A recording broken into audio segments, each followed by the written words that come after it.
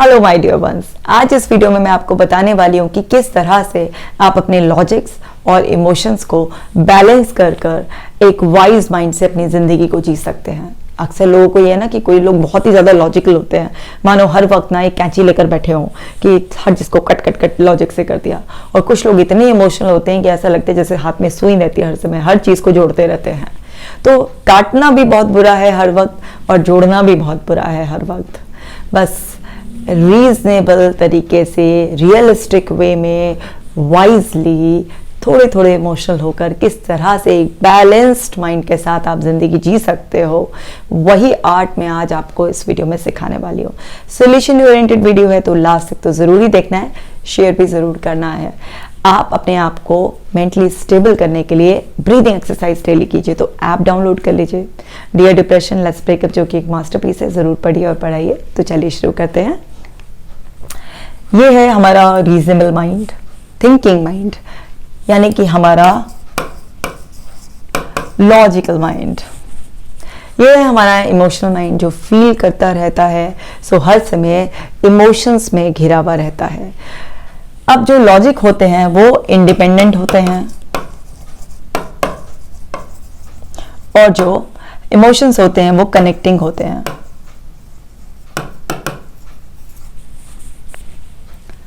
जैसे मैंने बताया कि इंडिपेंडेंट होते हैं कि एक लॉजिक से दूसरे की बात कट कर दी जाती है, तो इनकी फितरत क्या होती है, सीजर की तरह होती है। जो इमोशन से काम लेते हैं बहुत ज़्यादा, उसकी फितरत क्या होती है, कनेक्ट करने की हर चीज़ को। अब आप देखिए कि कोई भी पर्सन जो इमोशनल होता है बहुत ज़्यादा, वो अगली पिछली सारी बातें जोड़ कर ले आता है ना। ऐसा नहीं है कि लड़कियां ही करती हैं ऐसा, कि लड़कियों से कोई बात करो तो पिछली बातें भी भूलती नहीं है, जब तुमने ऐसा किया था और तब तुमने वो किया था। नहीं, लड़के भी जो इमोशनल होते हैं तो वो भी पुरानी 2-2, 5-5, 10-10 साल पुरानी बातों को वापस से अभी करंट डिस्कशन में खींच कर ले आते हैं। तो इमोशंस क्योंकि कनेक्टिंग होते हैं, तो जो भी लोग बहुत ज़्यादा इमोशंस से ओवरवेल्म फील कर कर रिएक्ट करते हैं किसी भी सिचुएशन में, तो वो अगली पिछली सारी बातों को, मतलब बेसिकली जो बहुत ज़्यादा इमोशनल माइंड है वो आपको पास्ट में डाले रखता है।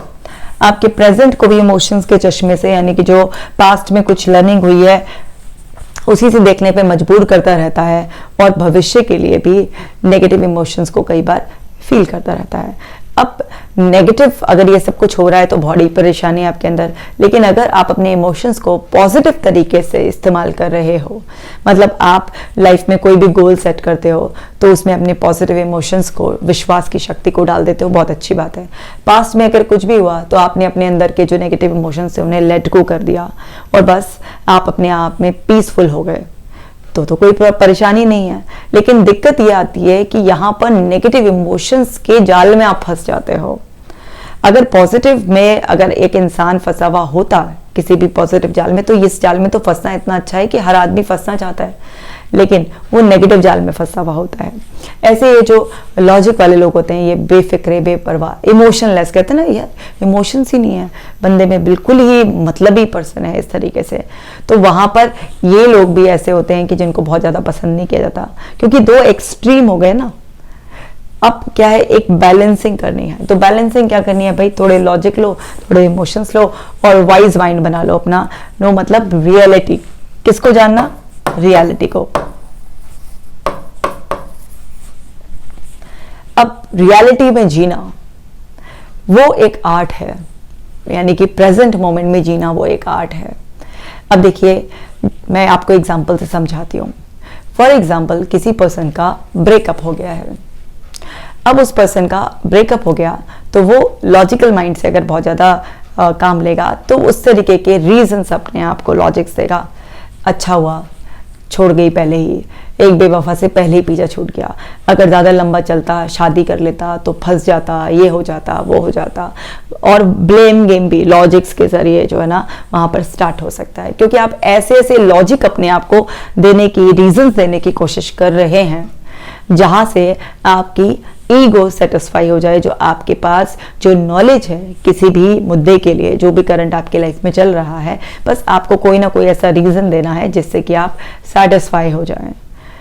और उस रीज़न में, उस लॉजिक में, उस तर्क में वाकई सत्यता है या नहीं है, लेकिन क्योंकि आपको किसी इवेंट से अपनी डोर को डिस्कनेक्ट करना है, कट करना है, तो लॉजिक आप फिजूल के भी दे सकते हैं, जरूरी नहीं है कि वो एकदम से रियलिस्टिक और राइट लॉजिक हो, लेकिन क्योंकि आप कोई भी अपने आप को ऐसा सेटिस्फाइंग लॉजिक दे देंगे तो उससे मदद मिलती है आपको किसी भी इवेंट से डिस्कनेक्ट होने की।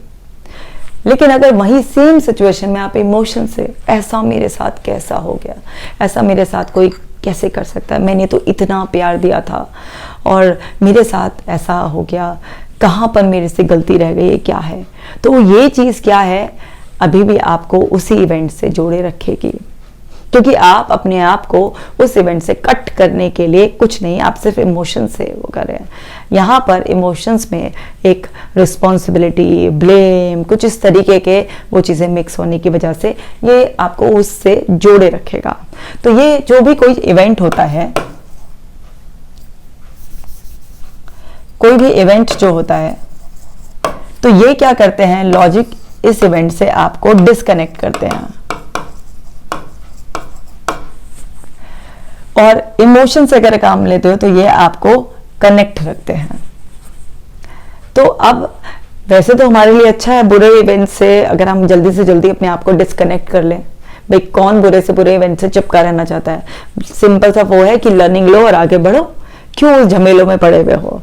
लेकिन पूरी तरह से आप अपने इमोशंस पर काबू नहीं रख पाते हैं, हर वक्त आपके पास ऐसे कोई लॉजिक नहीं होते हैं, कई बार आप लॉजिक देने की कोशिश करते हैं तो ये साइड आप पर इतनी हावी हो जाती है, क्योंकि इमोशंस जो होते हैं उनकी जो नेचर होती है वो होती है हावी होने की, मतलब उनको कंट्रोल करने की। जो इमोशनल माइंड होता है इसकी नेचर क्या होती है, इसकी नेचर होती है कंट्रोल करने की, ये कंट्रोल करना चाहता है, कंट्रोलिंग नेचर होती है इसकी।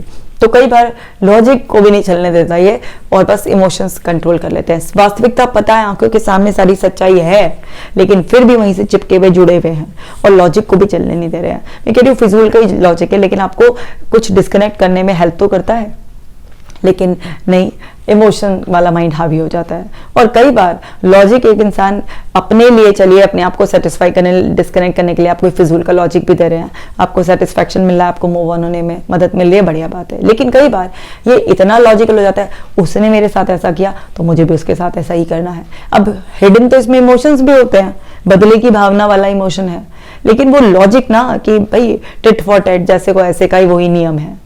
तो हर चीज़ में लॉजिक लग जाते हैं आपके, जो आपकी बुद्धि बनाई हुई होती है, जो लर्निंग होती है, जो विजडम जो है वो भी एक तरीके से कभी इमोशन हावी होकर हर लेता है उसे, कभी जो है ना लॉजिक हावी होकर उस पर हर लेता है। तो दोनों एक्सट्रीम से काम ही नहीं चलता। क्या करना पड़ेगा, आपको वाइज माइंड क्रिएट करना पड़ेगा। किस तरीके से वाइज माइंड क्रिएट करना पड़ेगा, जब हर सिचुएशन में आप इस बात की अवेयरनेस रखेंगे कि ना मुझे लॉजिकल साइड को हावी होने देना है, ना मुझे इमोशन साइड को हावी होने देना है, क्योंकि लॉजिक जो होते हैं वो भी मुझे मिसगाइड कर सकते हैं और जो इमोशंस होते हैं वो भी मुझे मिसगाइड कर सकते हैं। तो मुझे सुननी दोनों तरफ की है, लेकिन मुझे करनी वो है जो सही हो। तो इमोशंस मान लीजिए कह रहे हो वो बड़ी जो है ना ऐसा कैसे कर सकती है, इतना प्यार करती थी, एक वक्त तो मुझे बाबू सोना रखती थी और अभी एक वक्त इस तरीके से इंसल्टिंग वे में कोई आ गया है, या फिर जो आपके लॉजिक्स हैं वो इस तरीके से बता रहे हैं कि लड़कियां तो बेवफा होती हैं और अच्छा एक बेवफा से पीछा छूट गया, अब तो मुझे किसी पे भरोसा नहीं करना है, काइंड ऑफ इस तरीके के लॉजिक्स आप जो है ना देकर अपने आप को वो कर रहे हो कि अच्छा है मैं बड़ा लकी था जो बच गया। रीजनिंग दे रहे हैं बेसिकली। लॉजिक का मतलब क्या होता है, रीजंस ऐसे देना जिससे कि आप सेटिस्फाई फील करें। देखिए ये दोनों तरीके की चीजें दे रहे हैं। तो यहां पर आप समझिए कि बड़ा बायस होकर आप जो है ना सिर्फ अपने आप को कंफर्ट कराने के लिए रियलिटी क्या है उसको समझे बिना इमोशन के ट्रैप में है, या फिर आप जो रीजंस हैं उसके ट्रैप में है। आपको वास्तविकता को समझनी है कि अगर ये रिश्ता खराब हुआ तो आखिर क्यों हुआ, आखिर क्या वो सामने वाले की फितरत की वजह से हुआ, आपकी कुछ कमियों की वजह से हुआ, क्या हुआ ऐसा। मतलब उसमें आपको समझना है कि मेरे अंदर एक इमोशनल माइंड है और एक मेरे अंदर रीजनेबल माइंड है, दोनों अपनी अपनी गाएंगे, लेकिन मुझे दोनों की सुननी है और करना वही है जो सत्य है, सच्चाई है। तो वहां पर आपने दोनों के सुने और फिर आप अपनी बुद्धि का इस्तेमाल कर अपनी अवेयरनेस में रहकर आप उस सिचुएशन को वास्तविकता की तरह, क्योंकि जो हो चुका उसे तो बदला नहीं जा सकता, तो सबसे पहले एक्सेप्ट करेंगे और अपने इमोशंस को इसको भी बोलेंगे हाँ हाँ मैं समझ रहा हूँ। तो ये है, मान लीजिए दुख हो रहा है ब्रेकअप के बाद, तो हाँ तो ये एक्सेप्ट करना कि हाँ मैं समझ रहा हूँ कि मुझे इस वक्त बहुत ज़्यादा दुख है। तो इसको चुप कर दिया आपने, ये दुख चिल्ला रहा था, ठीक है, तो आपने इसको चुप कर दिया। अब ये बोले कि वो ऐसी थी, वो बेवफा थी, ये थी, वो थी, ये फालतू की रीज़न देने की कोशिश कर रहा है कि ठीक है, मुझे इस वक्त बहुत दुख महसूस हो रहा है और मेरे लिए ये मुश्किल घड़ी है, मैं समझ रहा हूँ कि मुझे इससे निकलने में टाइम मिलेगा। अब जो भी ये रिश्ते के रीज़न रहे होंगे, आप जब अपने माइंड को डिग करेंगे तो वही रीज़न अपने आप को आपको रियलिटी में देना है कि ठीक है, ये रिश्ता खराब होने के पीछे उसकी भी गलती थी और इसमें मेरी भी ये गलती थी, इस वजह से रिश्ता बिगड़ा और शायद हम दोनों ने ही टाइम पर संभालने की कोशिश नहीं की, इस वजह से ये रिश्ता पूरी तरीके से बिगड़ गया। तो मैंने इस एक खराब जो हुआ मेरा रिश्ता, इससे लर्निंग ले लिया है कि अब मुझे आगे अगर मैं किसी नए रिश्ते में जाऊंगा तो मुझे किस तरह से उस रिश्ते को मेंटेन करने के लिए क्या क्या एफर्ट्स डालने हैं जिससे कि हमारा रिश्ता अच्छा रहे। तो यहाँ पर क्या हुआ, आपने इसकी भी सुन ली और इसके भी जो फिजूल के लॉजिक थे इसको भी सुनकर आपने थोड़ा सा इसके जो ये रीजनेबल माइंड आपको कुछ तर्क देने की, कुछ सोचने की तरीके से कोशिश कर रहा था, तो वहां पर आपने इसको भी सुन के थोड़ा सा मॉडिफाई कर दिया। तो यहां पर क्या होगा कि दिल और दिमाग वाली जो लड़ाई है वो बेसिकली धीरे धीरे धीरे धीरे मिटनी शुरू हो जाएगी और ये दोनों एक दूसरे का हाथ पकड़कर यहाँ पर बीच में रियलिटी जोन में आ जाएंगे, रियलिस्टिक उसमें आ जाएंगे, क्योंकि ये तो बड़े आइडियल हैं ही। मैंने एक और वीडियो में बताया था कि इमोशंस की जो स्पीड होती है चेंज होने की वो बहुत धीमी होती है और जो दिमाग में सोच है, लॉजिक्स है, तर्क की इधर उधर रीजनिंग है वो बड़ी जल्दी जल्दी इधर उधर उल्टे पुल्टे भटकते रहते हैं। तो दोनों को आपस में पैचअप कराने के लिए आपको धीरे धीरे बार बार वाइस माइंड से, मतलब जब भी कोई सिचुएशन आए उसे रियलिस्टिक वे में रिस्पॉन्ड करो, जब भी कोई सिचुएशन आए उसे रियलिस्टिक वे में रिस्पॉन्ड करो। लॉजिक जो रीजंस आपके दिमाग में उसकी भी सुनो और जो इमोशंस महसूस करें उसको भी बोलो, हाँ भाई मैं समझ रहा हूँ कि अभी ये डिस्कम्फर्ट है, अभी इरिटेशन है, अभी फ्रस्ट्रेशन है, अभी सैडनेस है और ये इस वजह से होकर ना इस वजह से भी है, ये रियलिटी है। बार बार जब इसको करेक्ट करोगे, बार बार रिपीटेडली करेक्ट करोगे तो ये क्या है, ये समझ जाएंगे कि अकेले अकेले हमारी कुछ नहीं चलने की है। ये तो जो ये कौन है बीच वाला, ये हम है, ठीक है, कि ये जो इंसान है ना, ये ना मेरी पूरी तरह से सुने ना इसकी पूरी तरीके से सुने, ये सुनेगा सबकी, करेगा अपने मन की।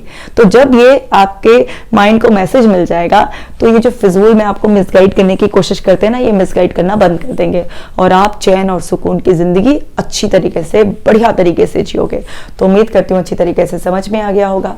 कमेंट करके मुझे जरूर बताइएगा कि आपको मेरी वीडियोस कैसी लगती हैं और किसी टॉपिक पे वीडियो चाहते हैं तो भी मुझे जरूर बता दीजिएगा। अपना खास ख्याल रखिएगा।